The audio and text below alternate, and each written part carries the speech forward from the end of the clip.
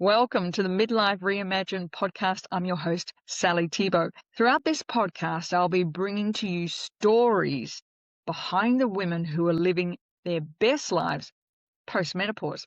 Women who are recreating businesses, who are building their businesses again, perhaps doing things they never thought possible, all after 50 and into their 60s and 70s and beyond. These women are recreating and reimagining their midlife with wisdom, intuition, knowledge, and experience to back them up. And in the very first podcast episode, I would love to introduce you to my dear friend, Veronica Brereton, a true digital nomad. Veronica has a background in education and marketing, but today is living in a country where English is not the first language, and she's there all by herself, and she's still able to run her business and live vibrantly, exactly the way she always wanted to. Can't wait to share this story with you. So grab a cup of tea, or if you're walking on your headphones when you listen to this wonderful story, and I hope you'll be inspired to truly reimagine your midlife and live your best life now. And please share this with somebody who may just feel a little stuck.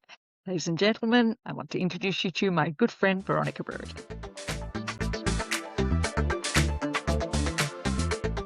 V, it is so good to get this chance to speak with you today.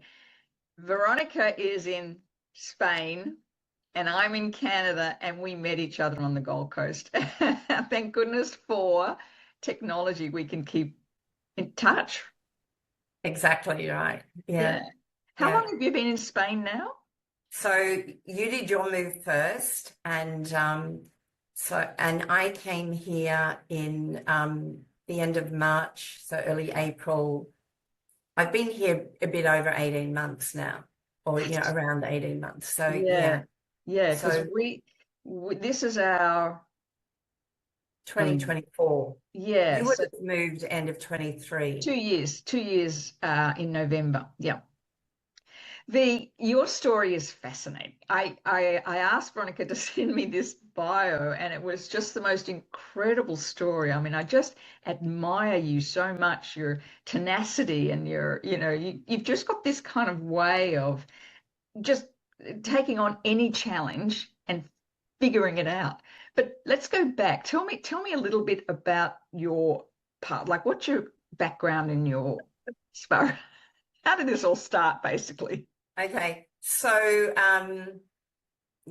second eldest of 6 kids, and I saw my mum with a life that I didn't want very early on. I had that feeling that I don't want a life like this.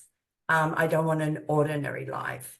And I knew that, to get ahead and to have any money and to do things, because we didn't have money to do stuff, you had to study hard, get a good job, go to university. So I did all of those things. And my sister was always the bright one. I was the sort of the dumber one who was told, I had to study a lot to get where I wanted to get. But so I think that discipline and that need in me early on to achieve and to prove, and to just so that I could have more options, was good. So I went to uni. I got a teacher scholarship, and they were the best ones because they not only paid your fees, but they also gave you a living allowance.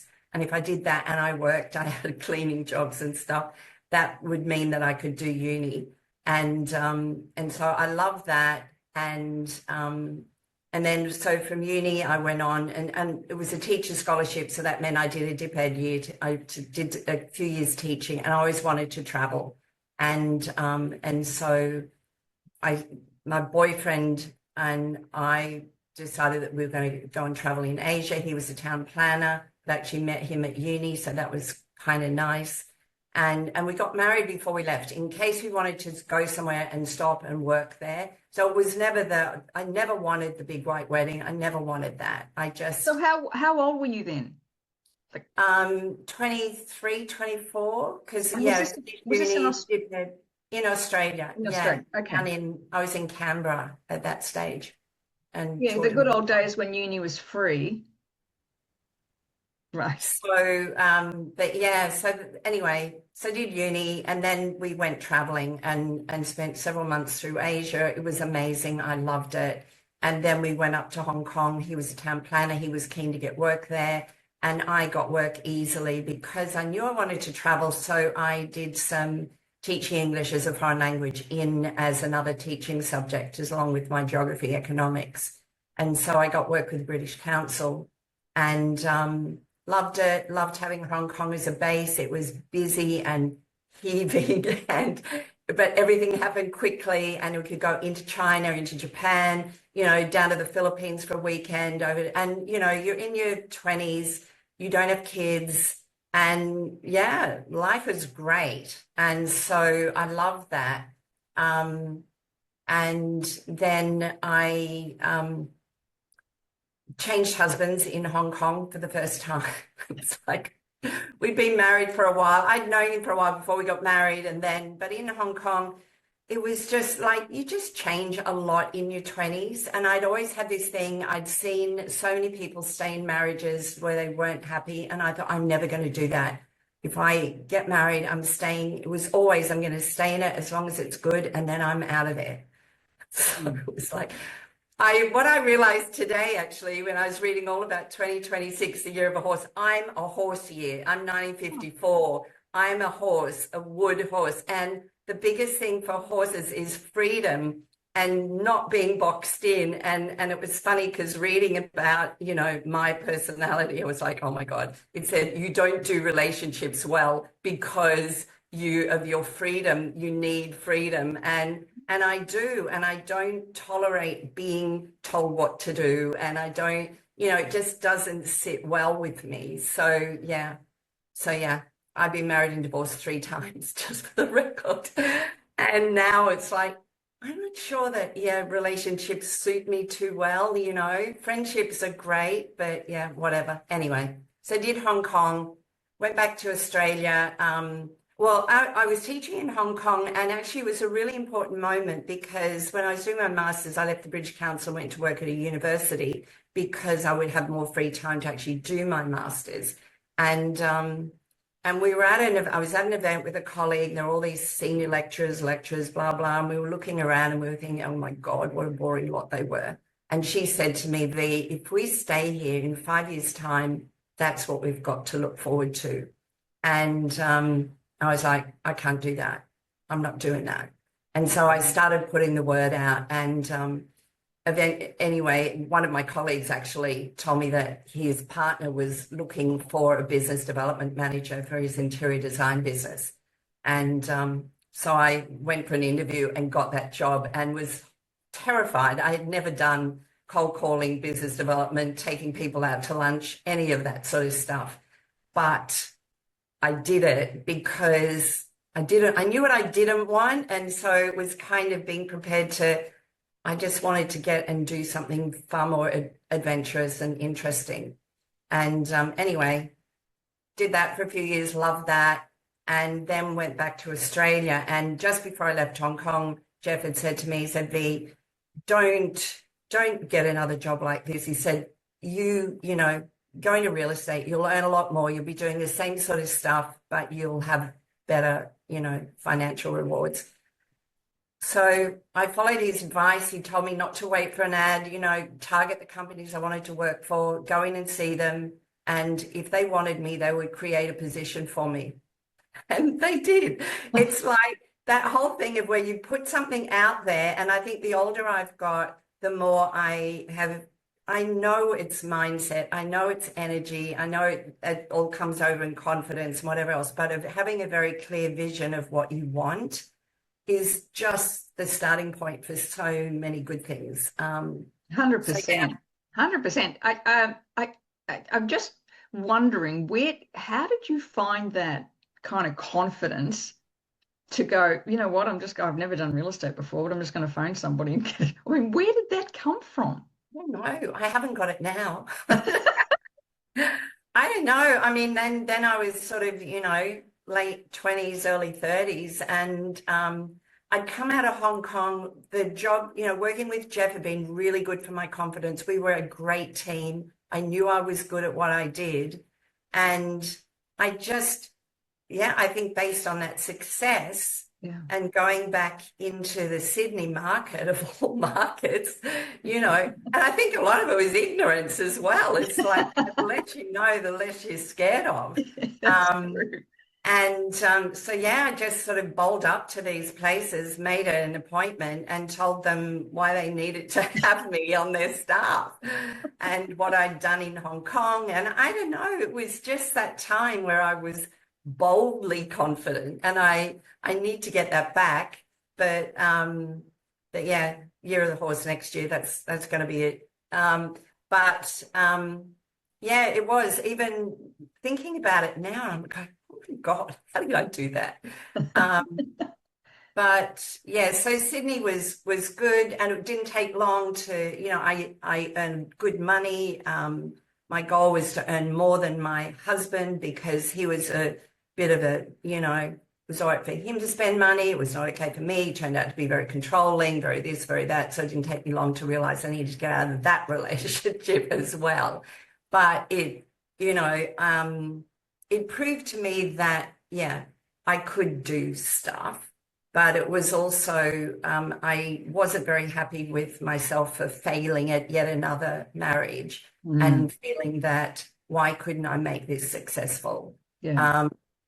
I just needed to do more work on me and go, choose people more wisely or, be more aware. I never, like in my current business, I looked at it very closely. I didn't want to be embarrassed by this direct selling business that I'm in now. And so I looked at the values of the company. I'd done a lot of personal development. I was a different person. And so I sort of figured the relationship I have now in my current business, I recruited them very differently. I looked at it very, very carefully. Whereas with my husbands, it was more about, whether they were good looking, whether we had fun, whether it was good sex, all of that stuff. But it wasn't any deeper than that. So unfortunately, I just didn't get the deeper, long-lasting relationship that I really wanted. Yeah. Yeah. It wasn't wise enough then. How long were you in real estate for? Only for probably 3 years, because in that time then I met husband number 3, who I thought was the one. And he wanted to go back to the UK. And so that was when, okay, let's go, Okay. I didn't particularly want to go and live in a cold country, but I thought, you're in love, you can do anything. And I knew I wanted to travel. And so Europe was there. I hadn't been to Europe. So I was pretty excited about that. So then I was in the UK for 14 years. That's where I had babies, and we bought a business, and that was a tough time as well. I thought having babies then would be, that's going to be easy. I can stay home. I can have a rest. I've done the career thing. About time I just had a bit of a lazy time at home looking after babies. Oh my God, it was so stupid. That's the hardest thing I did in my life. Yeah, right. It's interesting, I think, too, that just what you just said there, because I see that a lot with kind of women now, because a lot of girls are having babies later, and they're a career woman, and then they step into this time of looking after babies, being able to think, if I just do this, and they, I'll just have a vision and they'll go along. I think a lot of older girls have issues, have real struggles with getting used to the fact that they are not in charge. But also you've got used to gauging your value and your productivity, and your productivity in a day, all the things that you did, you tick stuff off your list, you're so efficient. And then suddenly you have this young baby, and you're lucky if you get dressed by the end of the day, kind of go to the toilet on your own. It's like, your whole way that you measured your value has suddenly gone. And it's like, oh my God, what have I done? Who am I? Yes. And, and you want to be the best mum because you are an older mum and you know how you want to do it and you want to be there for them. Then I can just remember crying every day. What is wrong with me? Isn't that interesting? What's wrong with me? Yeah. Interesting. Yeah. So you were 14 years in the UK. So I decided I wasn't going to have kids. And then because I'd seen mum's life and I didn't want that life. And I just thought, no, I'm not doing that. And then husband number 3, he wanted, kids. I thought, okay, okay, why not? Another thing to tick off the list probably. But and I thought, I'm just going to have 2, because I know with dogs it's easier with 2 than with 1, because if you've got 1, you've got to be the entertainment and everything else. Where if you've got 2, at least they can keep each other happy. So It was always going to be 2. And so I've got 2 gorgeous girls. But then when they were at primary school, it was like, okay, I'm done. I'm done with the UK. It is cold and miserable, and everyone was depressed, and I was depressed. I think I was the problem too, because I needed sunshine and happy people, and I just couldn't find my spot there really. Yeah. So I was like, okay, we've been here now long enough, my turn.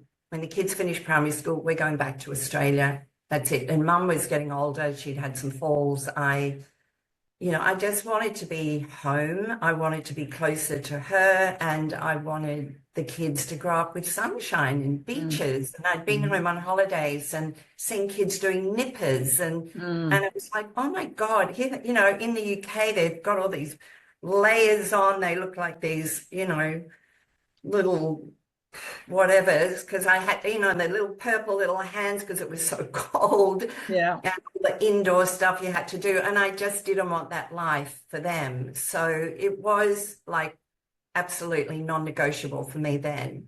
And I remember somebody saying to me, wow, what does your husband feel about that? And I thought, well, it's my choice. It's my turn. But in fact, it probably heralded the end of that marriage, because he was English, even though I'd met him in Australia. And anyway, it turned out that when we got back to Australia, we were getting settled in there, he told me he'd had an affair with my youngest daughter's best friend's mum. And so, and then I just thought, of course, that it would be fine. We would get through that. We would fix it. And, what we had was too good to throw away, because what I realized was once you have children, it changed I really wanted hard to make that marriage work, but he didn't. And so here I was back in Australia with 2 kids just starting high school.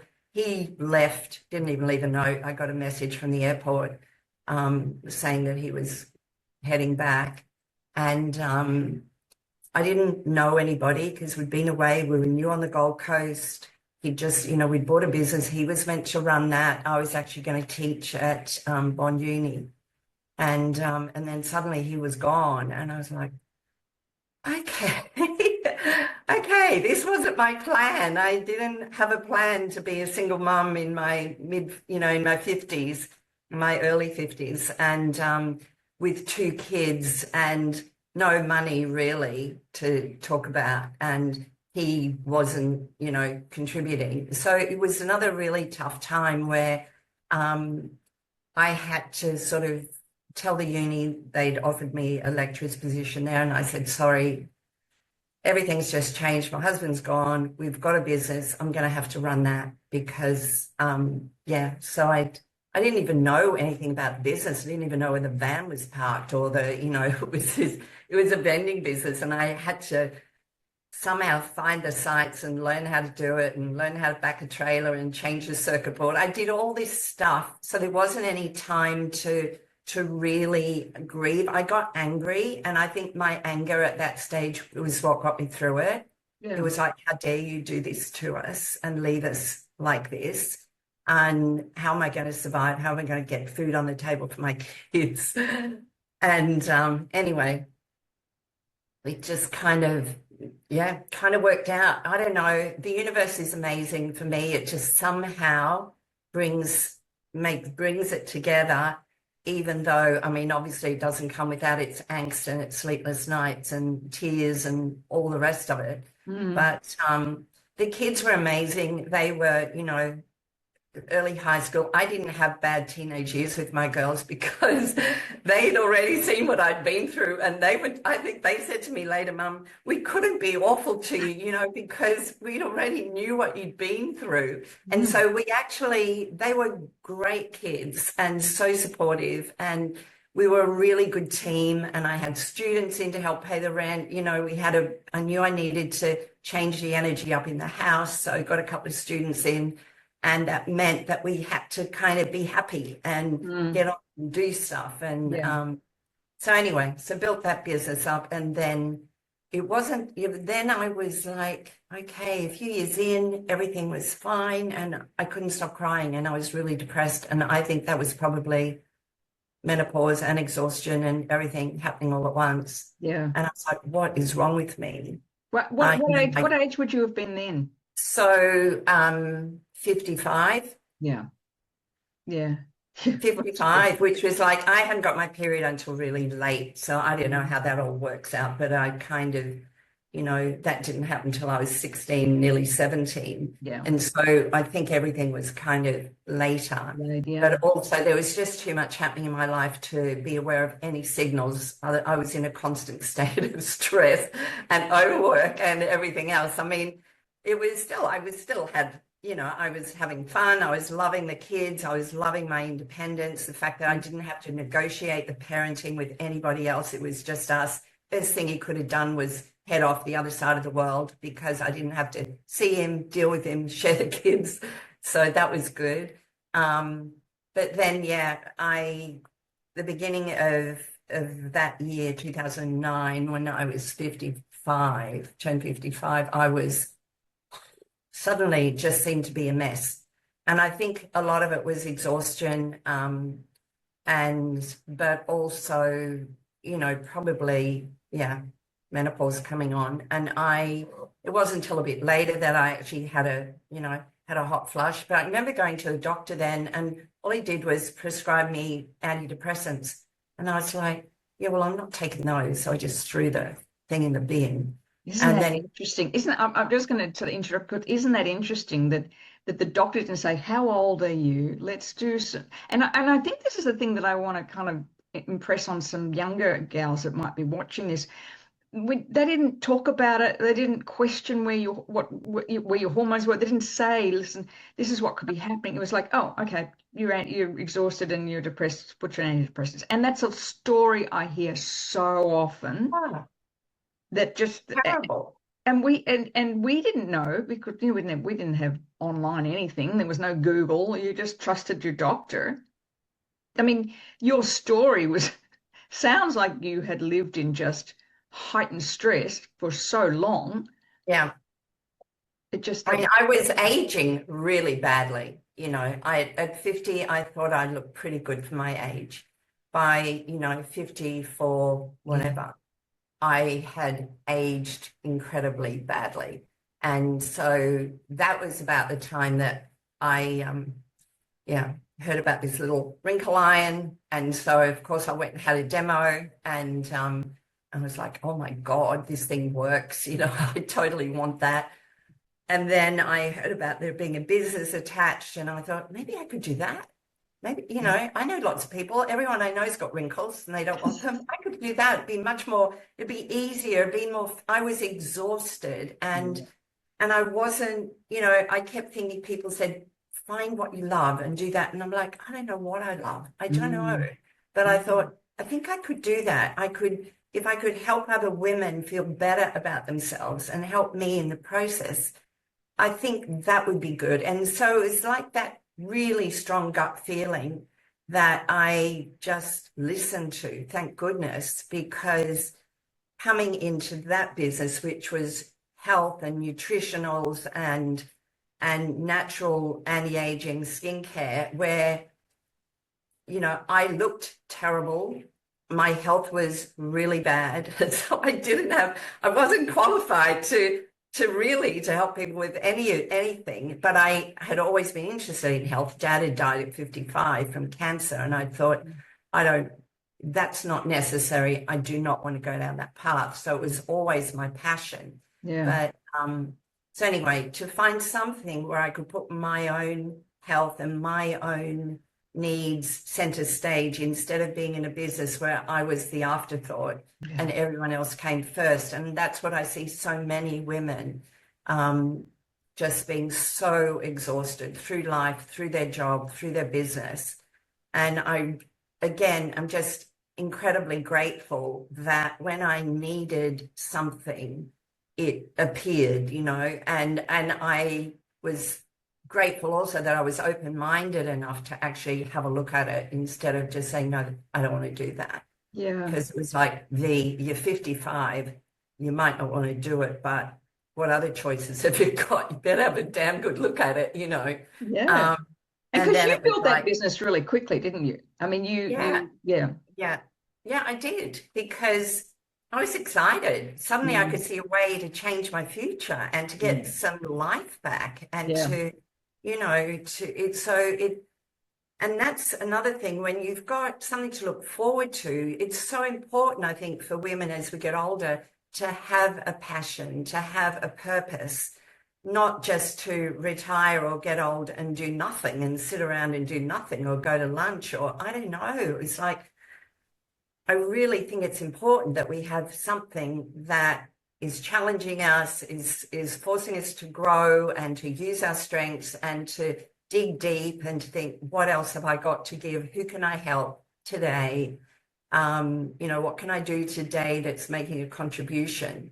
So all of those things, I think, help me stay well and energized and doing what I do. But I built it really fast. And at the time I thought, everything I've done up to now has prepared me for this moment. Yeah. And I suppose that's true for everything, isn't it? Yeah. You know, 100%.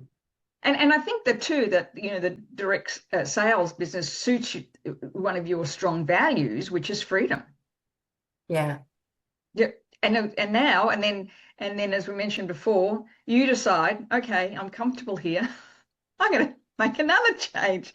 Tell us about why Spain, and how did you, like, I mean, you didn't speak Spanish at the time. You had no connections in Spain. Why Spain, and why then? Like, okay, so we'd just come through COVID and me, you know, I was suspicious of it right from the beginning. I didn't enjoy that period. And in fact, I really valued our friendship in that time. We got to know each other really well then, because we were, you know, those awful conspiracy theorists who never. We turned out to be right, by the way.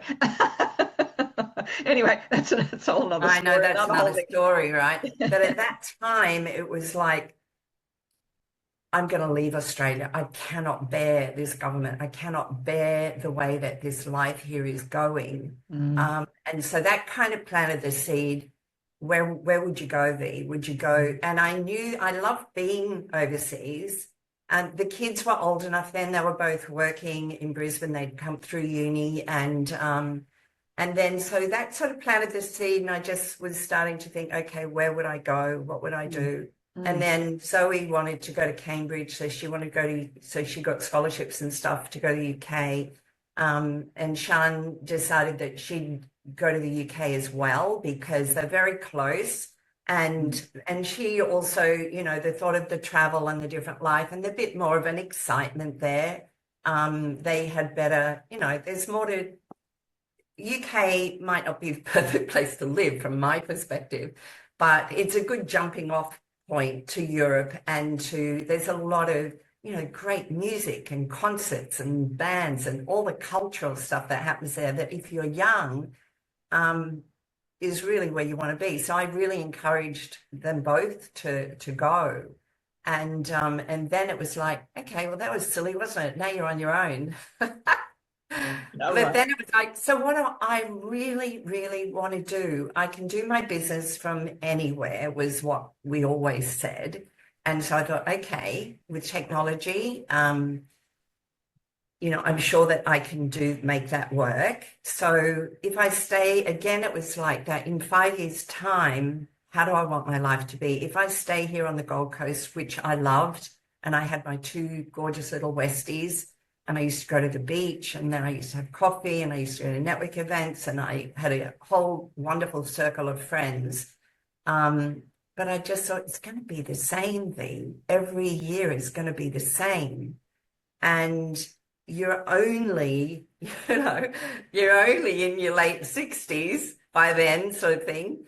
You could live for another 30 years. Do you want to just do this over and over and over and over? And if I wanted to travel in Europe, one thing I knew was that the only time that I would get sick would be after a long haul flight. I would get a cough or I would get something. Yeah. And so I just thought, I can't afford it, and I don't want to get sick because that will really impact my health, especially as I get older. So if I want to do Europe, I'm just going to have to go and live there. Where do I want to go? And I started looking at, there was a magazine called International Living, which was a US-based one, and it looked at different countries. And I remember seeing there in Europe that Spain and Portugal were good places, were cheaper to live than Italy and France. And so, and the cost of living was really important to me. So I thought, never been to Spain. Maybe I'll go there. And I thought, how am I ever going to get there? How am I going to live there? Because, being on an Aussie passport, and I'd had a British passport from when I lived in the UK, but that was useless because of Brexit. And then just magically, end of 22, Spain brought out a digital nomad visa. And I thought, that's it, I'll do that. And also I had applied at the same time for an Irish passport because my grandfather, bless his cotton socks, is Irish, born in Ireland. And that because Ireland's part of the EU. But then when I applied and I had to get all the documents and everything else, and they said it could take 2 years. And I thought, I don't want to mess around just for 2 years. I don't want to wait because I'm impatient, And so I applied for the Spanish visa, took ages, paperwork, you name it. Spain is a nightmare. Yeah. But I did that, got that. And so but I just thought, I don't know, it's just that same fly by the seat of your pants that I've done my whole life. I mean, it's extraordinary because I think women who may be listening to this who are our age, we can get I know exactly what you're talking about the Gold Coast. That's where V and I met and lived. We were there for 40 years. It's beautiful. And we were only saying this the other day. We had this sort of habits, tradition we would do. Every Sunday morning we'd get up and go to the markets. I remember.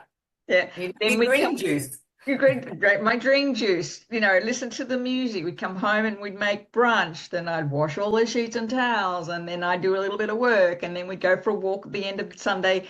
We did it every week. And like you, or like, we can either stay, and it's lovely. I mean, don't get me wrong, it's a beautiful place. Amazing. But same as you, I thought if we don't make the move now, the older we get, the harder it is.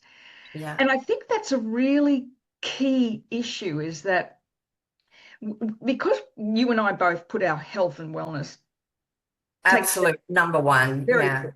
Yeah. And you do a lot of hiking, and you do a lot of walking. We're exactly the same. And I think that really leads us to this more longevity. I'm like you. I see us being able to do exactly what we're doing now. Drew's 10 years older than me, for another 20 to 30 years. I don't see a limit because we place our health and wellness as a priority. I just don't, I never consider anything getting in the way of me doing what I want to do in terms of where I want to live, the exercise I want to do.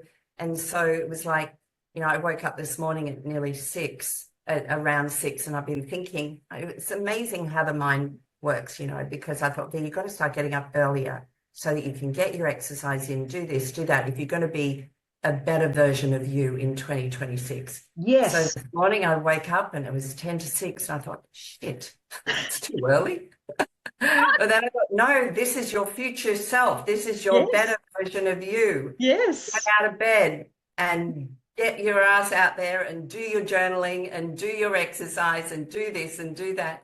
And so I think it's important. The whole personal development is a huge thing for me. I listened to something the other day and was talking about brain health. They were talking about was a female doctor who studies habits. And one of the things she said was that we need to treat our brain like we treat our body. Like we need to do the heavy lifting of the strength weights or do something different, not stick with the same thing all the time for our body. Same thing with our brain. I mean, just you moving to Spain and learning My Spanish. brain's been like bombed out. But even learning Spanish, I mean, you're just rewiring new neurons all the time, and then having to converse. And I'm sure you would do this because I was trying to learn French. You listen to French, then you have to translate that into English in your head, and then find the words back in French to say it again. Like that's, I mean, when you look at the, I mean, I'm always like you. We had a lot of Alzheimer's in our family. My mother, of the 9 kids, I think the 5 of them have died with or of Alzheimer's. And so it's something I'm really passionate about for me is brain health. But I guess listening to your story, it just reminds me of what we are capable of when we decide we're going to do something. And, you know, I know a lot of people will be listening to this early part of January 2026. And it's a perfect time to begin to ask the questions as you did. I mean, is this the life I want now? Well, what do I want? I remember, you know, after Nick left, and suddenly it was like, you know, I was devastated and all of that. But then it was like, okay, V, you've got to start to recreate yourself and your life and become the person you want to be, because, you know, there's no one else there to blame or to do it for you. You're it now. Yeah. And but yeah, that whole thing of what do I want? I didn't know what I wanted. I didn't know what made me happy anymore. I had to sit. I was doing some work with a coach, and she was like, I want you to write 3 pages on your perfect day. And I'm like, I've got no idea even where to start. That's ridiculous, you know. And so I don't know. I was like, I don't know what I want. I don't know what would be a perfect day for me. I don't know what brings me joy.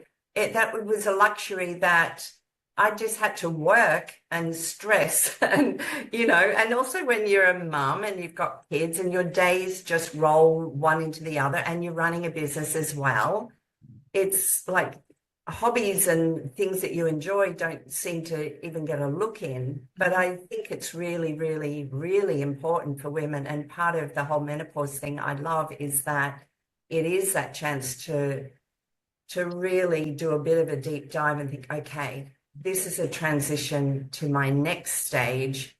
Who do I want to be? What do I want to do? What does that look like for me? No matter what I feel like now, that doesn't matter. We can fix that.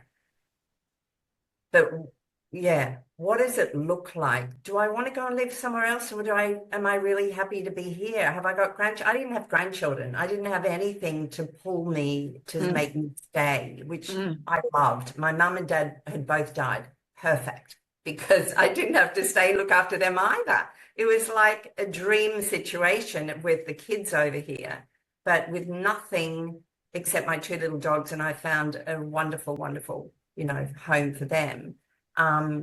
But that was the hardest thing that I had to get sorted, really. And I know a lot of other women have got a lot of other situations where they do have elderly parents or they have grandchildren. So their choices are very different, but it's still really important within the constraints of their life.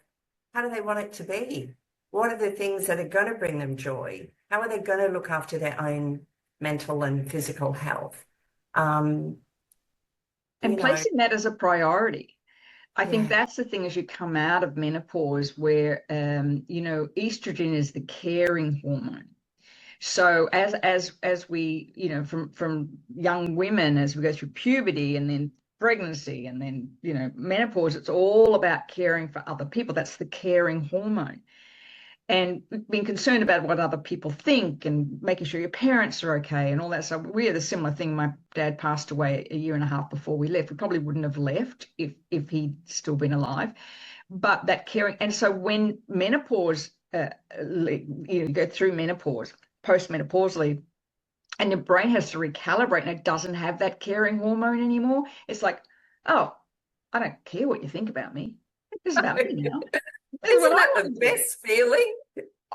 Fantastic. And I was at a networking event just recently, and there were two girls sitting opposite me and, go around the table, what do you do? When I said what I did, run Menopause in the Workplace workshops and, the book and everything else. And two girls just looked at me with wide, I'm terrified of menopause. And I said, why? Because isn't like that the end? I just burst out laughing. I said, no, it's just the beginning. Yeah. Like your knowledge and your wisdom and your experience has gotten you to this point. Yeah, and then you're free. You've done the kid thing. You can't get pregnant anymore, so you can have great sex without worrying about that. And wear white pants. White pants and have some great sex. I love that. I love that. But we're going to wrap up because we're going. This has been such a great conversation. God, I want to get you back and, in a year's time and tell me what Spain is like. But one thing I do want to end with, if you could go back and talk to your 30-year-old self, the one that was just, what would you tell her? What would be the advice you'd give her? You know what? I think when I was 30, that was some of the best years. That was when I was at my most confident and everything else. Probably my 30-year-old self has got to give me the advice now and say, you know what? Just go on and do it.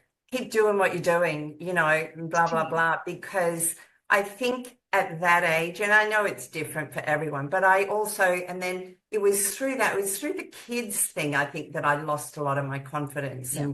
And that's when I had to, it would have been nice to have had somebody lead me through that process of rediscovering myself sooner, Yeah.